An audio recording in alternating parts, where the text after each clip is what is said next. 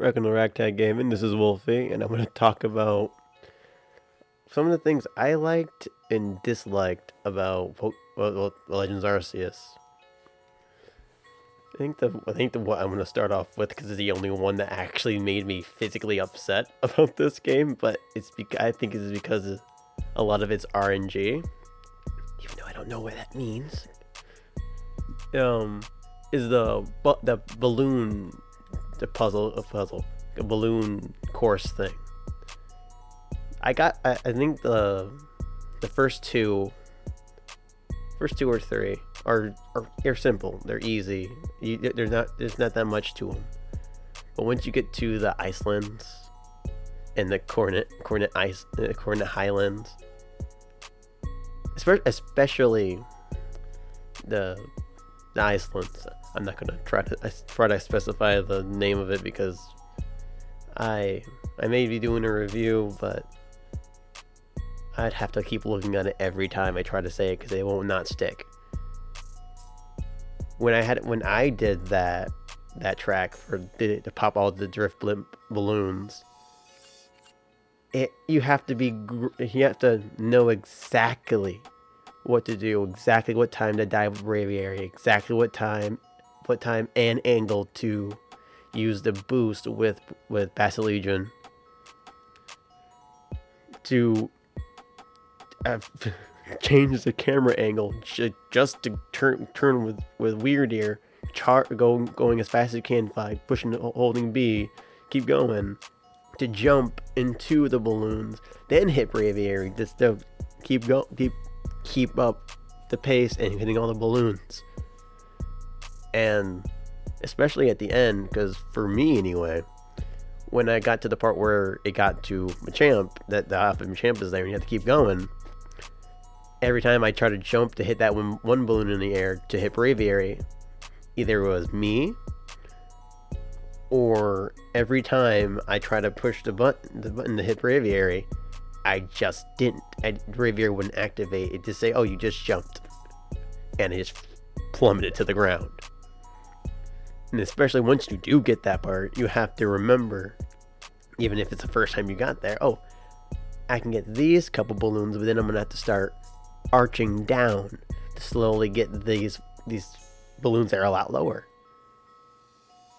And I'm not even gonna try to talk about the Cornet Highlands because that's the only one I did not perfect. I'm like, after the Iceland one, I think I'm not doing that anymore. Now, like some of the, I'm going to talk about the graphics, even though it really doesn't matter with Pokemon games because they're not specifically aimed with their graphics a lot, even though they will make the bare minimum sometimes to just to show them they're really trying to keep up with a lot of other things.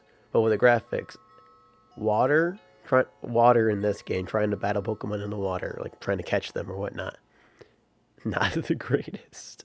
It looks so pixelated, and even though, like, I think doing this with water anyway was a kind of trial and error kind of thing, because I believe, I don't know, but for a lot of people I've heard when they're playing these games, the water doing things in the water is very difficult, and I think they made it that way, half and half, kind of being like, yes, you want to be difficult. It's a different terrain, and you have to adjust. But with how the behavior of the Pokemon in the water are, and you have to distill with button outputs already different, you have to adjust, change, and just like, okay, it's not the land. I have to do it this way. So, water graphics. Even though I can talk more about when Pokemon is out in the distance, they just they look like they're in several broken parts and just flopping through the air or going through the water or wherever they are if they're in a distance. I don't know if Pokemon would ever have a thing that the Switch can use to be able to have a Pokemon within the background. that they would still be a one dimension, moving without look like they're glitching out or whatever have you in this game. And when it comes to Pokemon acting, I don't know how to really say it. It's just being either doing something very weird or just not making sense of how they're looking or behaving. Because I've had a bunch of times when I'm just going through, I either catch a Pokemon or defeating Pokemon, either complete a Dex entry or just trying to find shinies. And I see a Pokemon, it runs at me, runs up a tree, runs all the way down. I'm like, that's not supposed to be a thing. And it catches me off guard so much. It's I don't know if it's much of a dislike or just like why. But when you see a Pokemon, like I want to say like a weasel, it's coming after you and he just dives up a tree and then goes all the way down like in one solid motion. And you're like, why? What did that have to happen? And yeah, this is kind of sporadic, but with I would say the environment, and you're like going through the environments, and you're crouched. I don't know if it happened to anyone else, but I know it happened to me.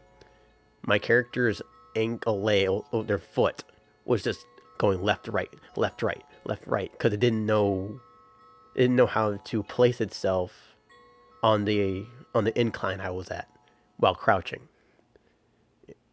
And I'm just looking at the character, and it's just like that doesn't look right. It's kind of off-putting. I think my ankle's broken. But another thing that I think I forgot to talk about with Pokemon's behavior, which is like with the walking up the tree thing.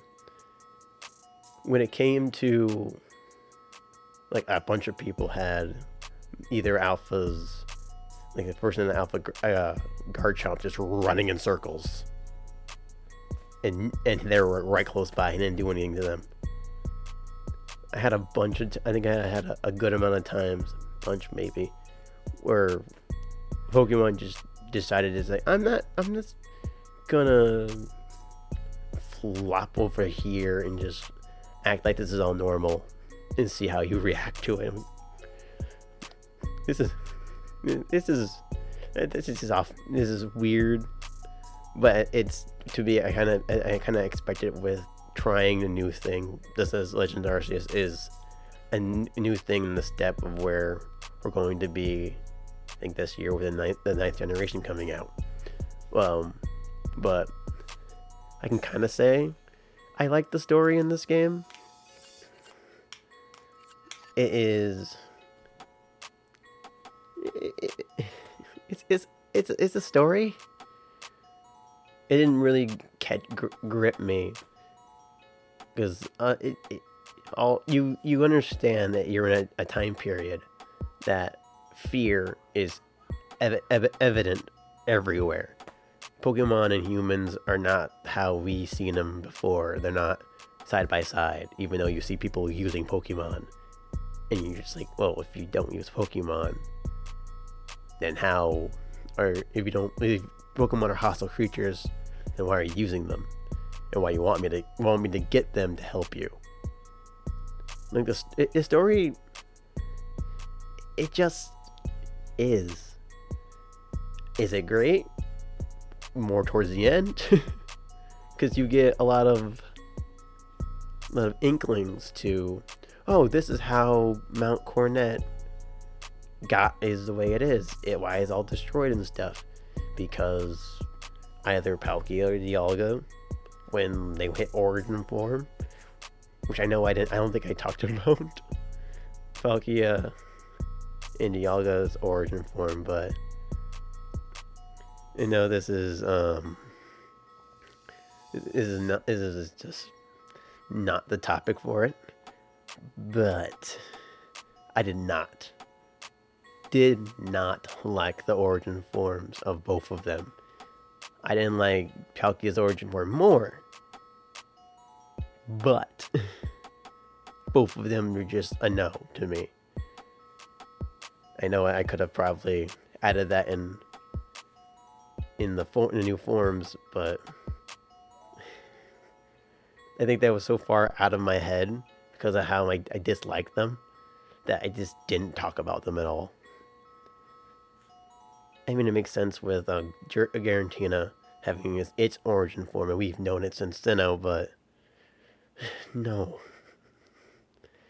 They could have been based off anything but by Arceus. They could have been anything. Like, Garantina's not based off of Arceus, though Garantina's from 4th gen. With the 4th gen that we know a while ago. They could have did a time-based thing, a space-based thing, make it look any kind of weird. But in the realm of Pokemon understanding, I see Palkia's origin form, I just think of it as a centaur with no arms. Something's wrong there. I look at Dialga's origin form, it looks like Arceus, but it has a metal looking thing in his throat. And it's just a no. But I did appreciate going away from, in my opinion, the most horrendous origin forms of those two legendaries. I like the twist at the end of the main story missions that you find that Voldo was actually crazy, in a sense. Crazy to get accepted by the creator, which is Arceus, that he gets the help from Giratina and goes after you and his mane of hair that he somehow hides under that hat, which makes no sense, but we're talking about Pokemon, so do we have to make sense in that regard? And let's see. I think I can talk about how they transition to open areas compared to how we know the games are. You go through one area to the next area, go through like a building, then you're in another area. I think it was a really good step forward to have individual areas to seek out the Pokemon there and see how the Pokemon here are different from the Pokemon in any other area. Because when it came to going further and further in the game, I really appreciated that, like, oh, you can still find a bunch of hard Pokemon to beat in these first beginning areas to get into the last area, but they're all unique in their own specific way. That, oh, I can always find this Pokemon here, that Pokemon here, which is obvious with Pokemon at different terrains and areas will have different strains of Pokemon. But having them being this big, fairly big area you can find things at, and if you decide to change it to day to night, that you find different Pokemon you thought you already found it. But it's simply something different. Like seeing a Pikachu in one area of the Obsidian Fieldlands in one area, and then finding out, oh, a Pichu can spawn there too. It's really interesting to me.